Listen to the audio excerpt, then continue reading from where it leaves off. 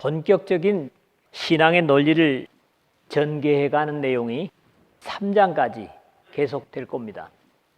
먼저 이 2장에서는 로마서 1장에서 3장까지의 내용과 비슷한 것을 보는데, 하나님과 관계가 단절되고 오히려 마귀의 수하에 있던 진노의 대상이었던 사람이 어떻게 하나님의 자녀가 되고 거룩한 공동체인 교회를 구성하게 되었는가 하는 내용을 증거하고 있습니다. 이 불가능한 것이 가능케 된 것을 위대하다고 하거나 놀랍다는 표현을 쓰는데, 그래서 이 2장의 전체적인 주제는 위대한 하나님의 구원의 역사입니다. 사람 스스로는 도저히 불가능한 이 일이 하나님의 전적인 사랑과 은혜에 의해서 가능하게 되었음을 바울은 감격하고 있습니다.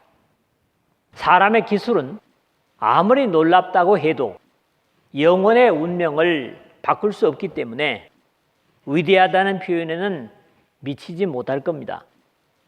과학이나 의학은 점점 발달해서 과거에는 불가능했던 불치의 병들이 치료가 가능하게 됐습니다. 지금도 가장 우리에게 어려운 병이 암이죠.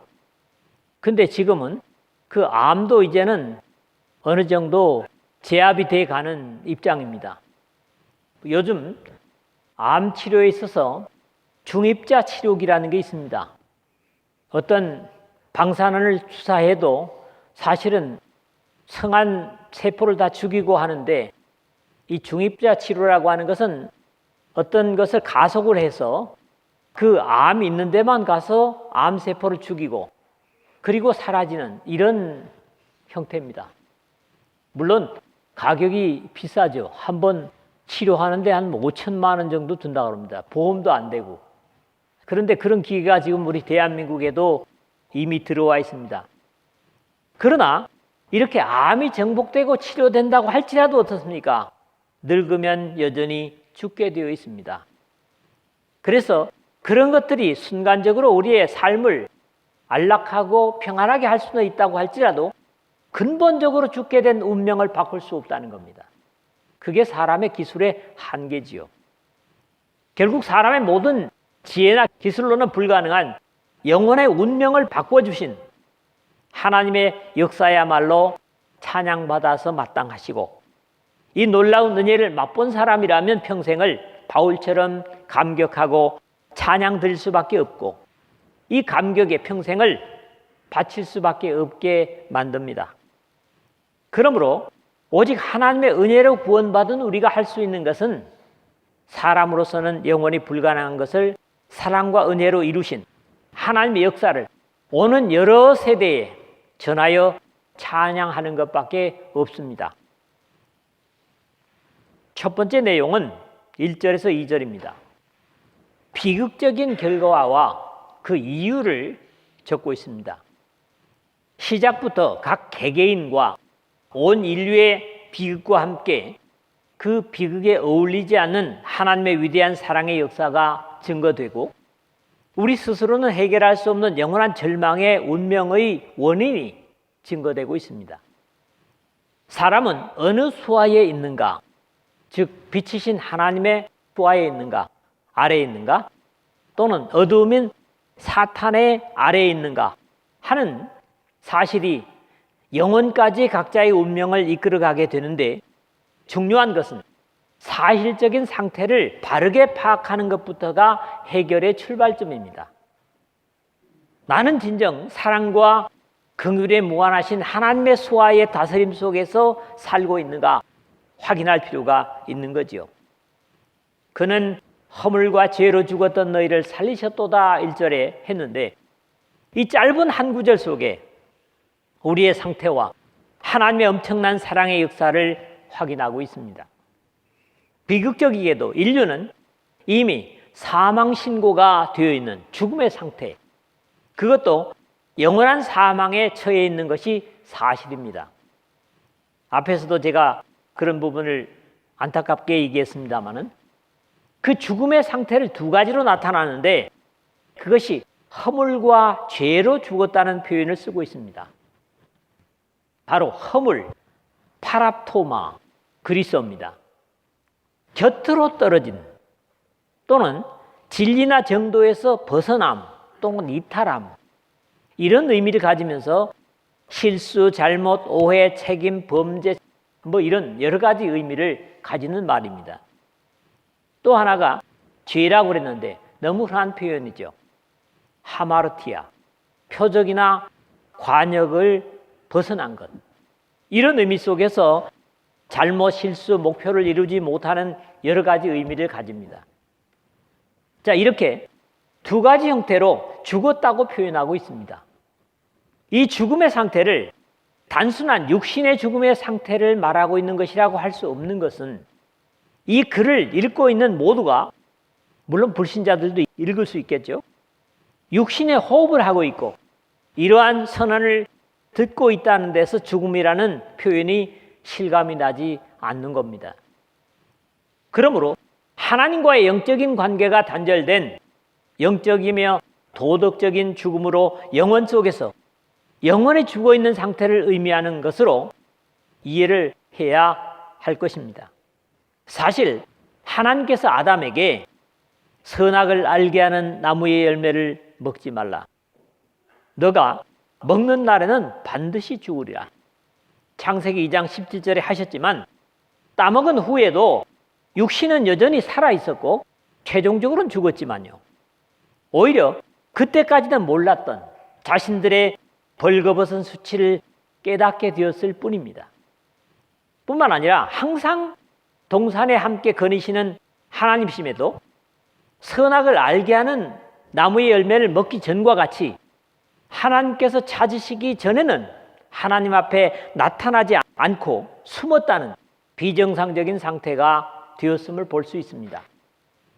결국 범죄한 아담과 그 이후의 사람들은 하나님께서 요구하시는 기준을 잃어버렸고 당연히 하나님의 말씀이나 명령을 바로 받지 못하고 곁으로 떨구고 마는, 하나님께서 요구하시는 기준을 빗나갈 수밖에 없는 상태가 되어버린 자체가 바로 허물과 죄로 죽은 하나님과의 영적인 상태가 비정상적인 모습이 된 것이고, 이것이 결국 죽은 상태로 단정된 모습이었습니다.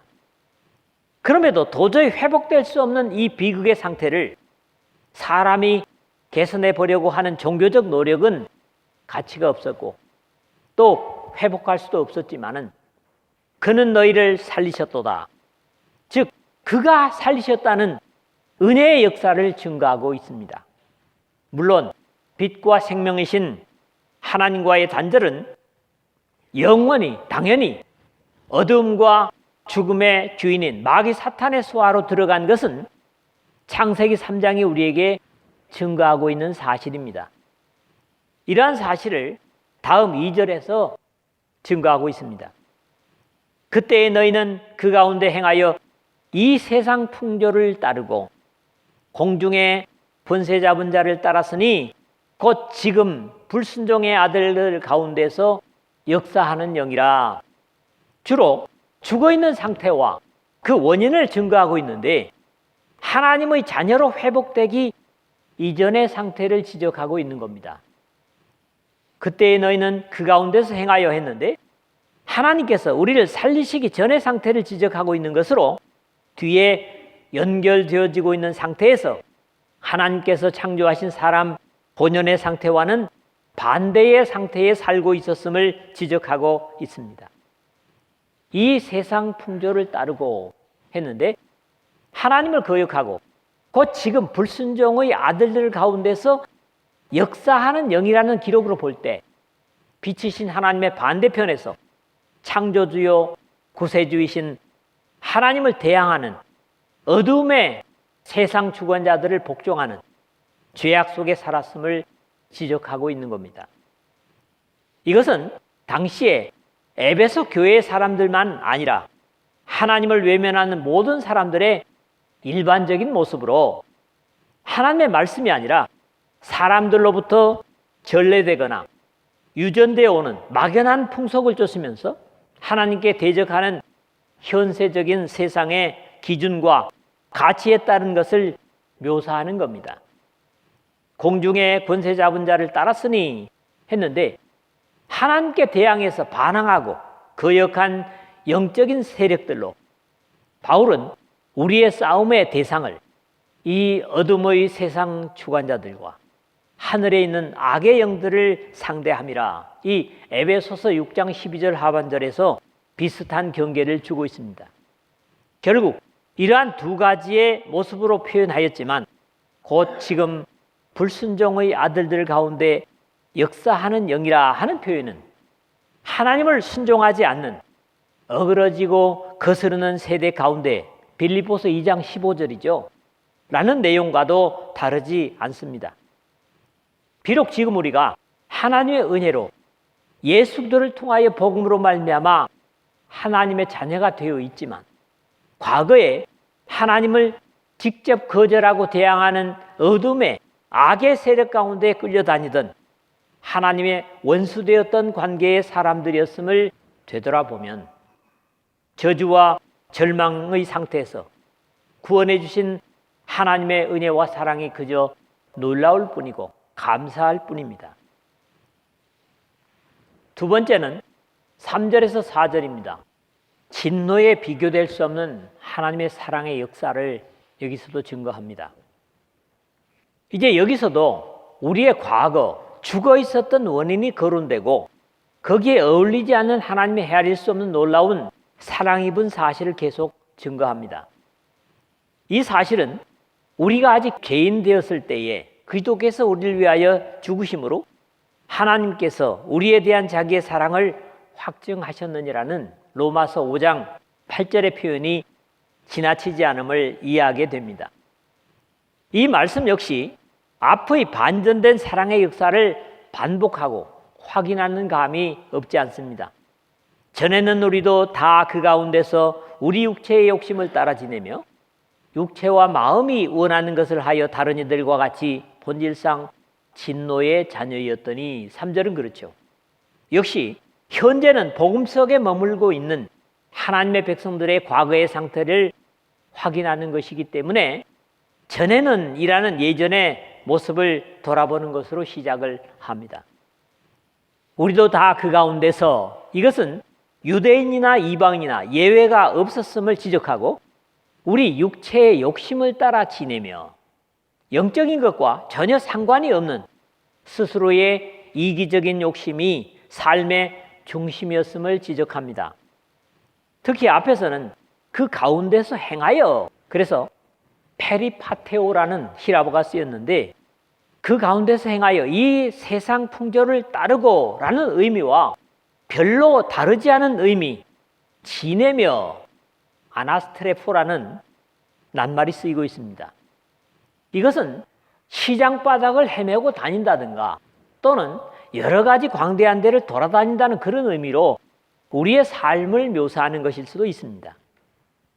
행하고 지냈던 범위 역시 크게 다르지 않습니다. 이 세상 풍조를 따르고 공중의 권세 잡은 자를 따랐으니 2절에 했다면 여기서는 우리 육체의 욕심을 따라 지내며 육체와 마음이 원하는 것을 하여라고 좀 더 구체적인 곧 지금 불순종의 아들들 가운데 역사하는 영이라는 2절에 지금 비교를 하는 겁니다. 따라 행하는 모습을 묘사하고 있습니다. 하나님은 영이시고 그 영을 쫓아 행할 때 하나님의 기뻐하심을 기대할 수가 있지만은 범죄하여 하나님과 단절된 육신의 사람이 되어버린 본질상 짐승과 다름이 없는 삶이 되어버린 사람은 육신의 생각은 하나님과 원수가 되나니 이는 하나님의 법에 굴복하지 아니할 뿐 아니라 할 수도 없습니다. 육신에 있는 자들은 하나님을 기쁘시게 할 수 없느니라. 로마서 8장 7절에서 8절에 상태를 잘 보여주는 안타까운 모습입니다. 그런 이유에서 다른 이들과 같이 본질상 진노의 자녀였더니 3절 하반절에 비극적인 상태가 되어 있는 겁니다. 역시 앞의 지금 불순종의 아들들 가운데 역사하는 영을 따라 행하는 결과의 당연한 대가입니다. 여기서 살피고 지나가야 하는 것은 본질상이라는 겁니다. 자연 조건 상태의 피시스라는 히라브인데, 진노의 자녀였다고 하는 것은 하나님께서 진노하실 수밖에 없는 상태의 사람이었음을 생각할 수 있는데, 우리말에 약을 올리다, 약 올리다 이런 표현이 있죠. 다른 사람의 비위를 상하게 해서 언짢게 하거나 은근히 화가 나게 하는 것들을 약 올린다고 합니다. 하나님을 진노하시게 만든다면 그 형벌에서 해방될 방법이 없음을 의미하기 때문에 어떤 상황보다도 심각한 상태를 보여주는 겁니다. 앞에 1, 2절의 내용이 뒤집어진 형태로 반복되고 있는데, 차이라면 1, 2절에서는 하나님께서 먼저 죽어있는 우리를 살리셨고 그 살리시기 전의 상태를 나열하는 것이었다면, 여기서는 하나님께서 사랑을 베푸실 만한 근거가 없는 우리 이전의 비극적인 삶을 소개한 다음에, 그럼에도 불구하고 하나님의 무한하신 긍휼과 사랑이 전혀 자격이 없었던 우리에게 부어졌음을 선언하고 있는 겁니다. 그 내용이 바로 긍휼이 풍성하신 하나님이 우리를 사랑하신 그 큰 사랑을 인하여 4절입니다. 하나님께서는 이미 죄인된 우리 스스로 자의적인 의지나 힘으로는 관계 회복이 전혀 불가능함을 아셨기 때문에 사람으로서는 상상할 수 없는 불쌍히 여기심과 사랑을 입혀주신 겁니다. 하나님은 공의로 죄에 대해 진노하실 수밖에 없는 분이시지만, 다른 한쪽으로는 그냥 두어도 멸망할 수밖에 없는 범죄한 사람들에 대한 풍성하신 긍휼과 사랑도 그냥 사랑이 아니라 그 큰 사랑으로 죄인을 보시는 사랑과 다른 긍휼과 사랑 역시 우리가 절망 가운데서 살아날 수 있는 오직 하나의 이유였던 겁니다. 근본적으로 우리의 소망 없는 저주의 상태에도 불구하고 어떤 대가나 반응에 관계없이 현 세상의 가치에서는 이해할 수 없는 풍성하신 긍휼과 헤아릴 수 없는 큰 사랑 때문에 원수의 자리에서 사랑의 대상이 된 것은 사실 이 세상의 논리로는 설명이 불가능한 것이, 우리 대신에 자신의 독생자를 제물 삼으신 하나님 아버지의 절대적인 사랑의 역사였습니다. 세 번째로는 5절에서 7절입니다. 자, 이 큰 긍휼과 무한한 사랑이 예수 그리스도를 통해서 사제로 나타난 사실을 보게 되는 거죠. 하나님께서 죄인된 인류를 사랑하신다는 것을 오늘 대부분의 신앙하는 사람들처럼 머리로 관념적으로 생각해서 끝내셨다면 아마 한 사람도 구원을 얻지 못했을 겁니다. 하나님께서 하나님이신 것은 이 긍휼과 사랑에서도 역시 모범이신 것은 이 위대한 하나님의 긍휼과 사랑을 실제적으로 나타내셔서 이 역사 속에 이루신 사실입니다. 하나님 우리 아버지의 긍휼과 사랑의 계획과 예정을 아직도 어둠의 세상 주관자들의 영향 아래에 있는 이 세상에 그대로 이루시기 위해서 우리와 전혀 다르지 않은 육체를 입고 종의 형체로 정해진 시간에 오셔서 죄에 대한 형벌을 십자가에서 담당하시고 완전한 구원을 이루심으로 이 예수 그리스도를 통하여 하나님의 사랑을 사실적으로 이루시고 누림을 오늘의 뒷부분의 말씀에서 증거하고 있습니다. 허물로 죽은 우리를 그리스도와 함께 살리셨고, 5절 상반절에 이미 1절에서 선언되었던 허물과 죄로 죽었던 너희는 바울 자신을 포함한 십자가의 대속이 필요한 모든 사람들을 예수 자신의 죽음으로 구속을 완성하신 그리스도와 함께 죽게 하시고 영원히 살리심을 증거합니다. 그럼에도 잊지 말아야 할 귀중한 사랑과 구원의 원리를 기억시키기 위해서 허물로 죽은 우리를 그리스도와 함께 살리셨고가 전적으로 하나님 편에서 이루어진 사실을 해설하기 위해서 괄호 안에다가 너희는 은혜로 구원을 받은 것이라고 5절 하반절에 말씀하고 있습니다. 그러나 이러한 해설은 이제 다음 시간에 보겠습니다만 8절에서 좀 더 보충해서 자세히 설명하는 것을 봅니다. 너희는 그의 은혜에 의하여 믿음으로 말미암아 구원을 받았으니 이것은 너희에게서 난 것이 아니요 하나님의 선물이라 그랬습니다. 앞에 5절의 내용이 상태의 변화라고 할 수 있다면 이어지는 내용은 구속받은 사람의 위치의 변화입니다. 자리에 변한 거죠. 또 함께 일으키사 그리스도 예수 안에서 함께 하늘에 앉히시니 6절에 그랬습니다. 이 사실은 우리 주님께서 직접 증거하신 바 있습니다. 내가 진실로 진실로 너희에게 이르노니 내 말을 듣고 또 나 보내신 이를 믿는 자는 영생을 얻었고 심판에 이르지 아니하나니 사망에서 생명으로 옮겼느니라. 요한복음 5장 24절의 말씀이죠.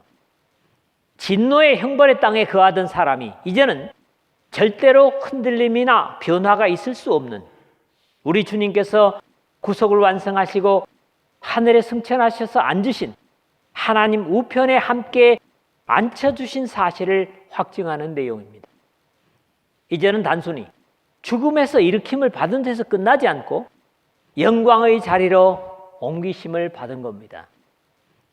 이렇게 우리 주 예수 그리스도의 대속과 부활은 사람으로서는 헤아릴 수조차 없는 하나님의 긍휼과 사랑을 통해서 저주받아 마땅한 저주와 죽음의 형벌의 위치에서 하나님께서 마련하신 생명을 살리기 위한 계획의 일환으로 이루신 구속의 역사를 자신의 것으로 믿고 받아들이는 사람들의 운명을 바꾸시는 엄청난 은혜와 사랑의 행위였습니다. 이것은 죄인이 하나님의 영광의 자녀의 자리로의 회복은 세상의 어떤 이론이나 방법은 물론 어떤 종교 행위로도 불가능하고 오직 하나님께서 마련하신 그리스도 예수 안에서만 가능함도 증거하는 겁니다. 결국 사람의 지혜나 경건은 물론 어떤 방법으로도 불가능한 놀라운 이만한 역사를 근본적으로 저주받아 죽음의 자리에서 마귀 사탄과 함께 영원한 멸망과 저주로 가야 할 비극적인 운명을 바꿔주신 이유를 오늘 말씀의 마지막 절에서 증거해 주고 있습니다. 왜 이런 일을 하셨습니까? 같이 7절을 다시 읽겠습니다. 이는 그리스도 예수 안에서 우리에게 자비하심으로써 그 은혜의 지극히 풍성함을 오는 여러 세대에 나타내려 하심이라.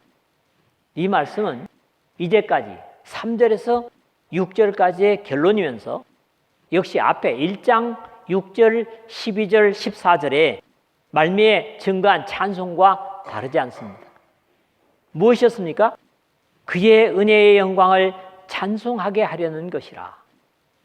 또 이 말씀을 읽게 되면서 생각하게 되는 것은 베드로 사도의 증거와 다르지 않음을 이해하게 됩니다.